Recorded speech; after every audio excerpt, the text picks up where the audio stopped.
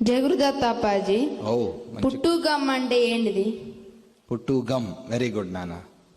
పుట్టుగమ్ అంటే అప్పాజీ వారు ప్రతి శివరాత్రిలో కూడా పుట్టుగమ్ బర్త్డే అని చేస్తున్నారు కదా. కూర్చో. పుట్టుగమ్ బర్త్డే అని చేస్తున్నారు. పుట్టుగమ్ అంటే ఎవరు, ఎక్కడి నుంచి వచ్చింది పేరు అని అంటే, పుట్టు అంటే జయలక్ష్మి మాత, గమ్ అంటే గణపతి. అప్పాజీ జీవిత చరిత్రలో వస్తుంది, జయలక్ష్మి మాతని ఇంట్లో అందరూ కూడా ప్రేమగా ఏం పిలిచేవాళ్ళు? పుట్టు అని పిలిచేవాళ్ళు.